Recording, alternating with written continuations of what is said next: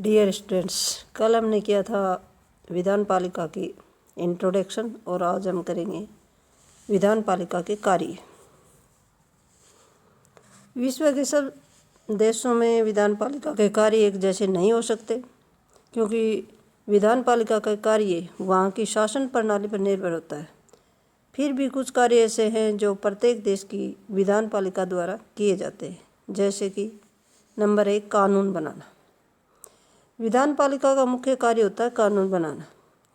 नए कानून बनाना, पुराने कानूनों में संशोधन करना इसका मुख्य कार्य होता है।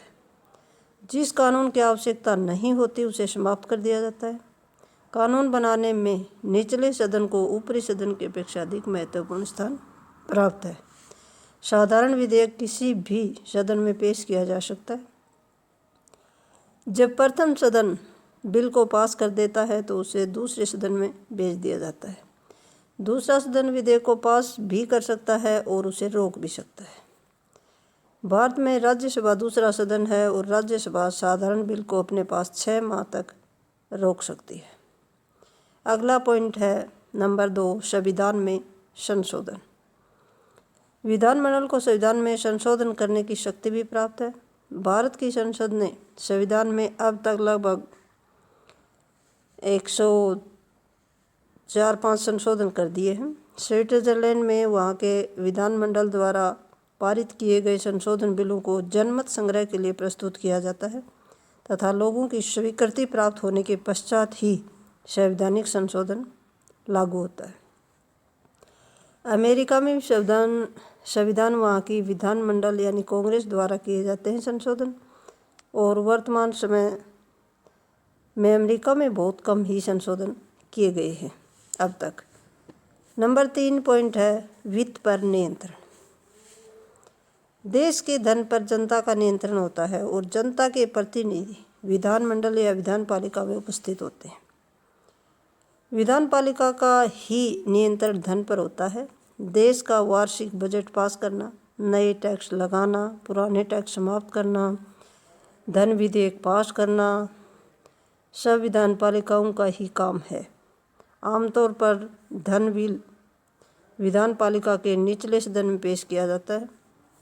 भारत में धन बिल लोकसभा में पेश किया जाता है और राज्यसभा जो ऊपरी सदन है धन बिल को केवल 14 दिन के लिए रोक सकता है।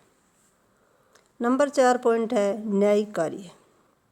विधान पालिका कुछ न्यायिक कार्य भी करती है, जैसा कि भारत के राष्ट्रपति और उपराष्ट्रपति तथा सर्वोच्च न्यायालय और उच्च न्यायालय के न्यायाधीश संसद द्वारा महादोष का प्रस्ताव पास कर सकती है। इसी प्रकार इंग्लैंड की संसद का लॉर्ड सदन अपील सुनने का सर्वोच्च न्यायालय है। अगला पॉइंट नंबर 5 है कार्यपालिका पर नियंत्रण। लोकतांत्रिक राज्य में विधान पालिका सरकार पर पूरा नियंत्रण बनाए रखती है। संसदीय प्रणाली में कार्यपालिका अपनी नीति और कार्यक्रमों के लिए संसद के निचले सदन के प्रति उत्तरदायी होती है। विधान पालिका अधिवेशन के दौरान मंत्रियों से प्रश्न पूछ सकती है, वाद विवाद कर सकती है, ध्यानाकर्षण प्रस्ताव संसद में पेश कर सकती है, निंदा प्रस्ताव और अविश्वास का प्रस्ताव पास करके मंत्रिमंडल को पद से त्यागपत्र देने के लिए विवश कर सकती है। अगला पॉइंट नंबर 6 है विदेशी संबंधों पर नियंत्रण। विदेश नीति का संचालन भी कार्यपालिका द्वारा किया जाता है। लगभग प्रत्येक संवैधानिक प्रणाली में कुछ ऐसी विधियां या साधन निश्चित किए गए हैं जिसके द्वारा विधानमंडल देश के विदेशी संबंधों पर नियंत्रण रखता है। संसदीय प्रणाली वाले देशों में प्रत्येक प्रकार की नीति को अंतिम स्वीकृति संसद से लेनी पड़ती है। जो महत्वपूर्ण संधि, समझौते और अन्य दूसरे देशों के साथ की जाती है उनकी अंतिम स्वीकृति विधानमंडल ही देता है। 2010 में भारत ने अमेरिका के साथ परमाणु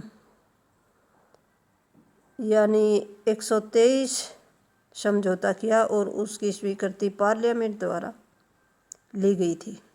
अध्यक्षात्मक शासन प्रणाली में भी कार्यपालिका जो संधि फैक्ट दूसरे देशों के साथ करती है उनकी स्वीकृति भी विधानमंडल से लेनी पड़ती है।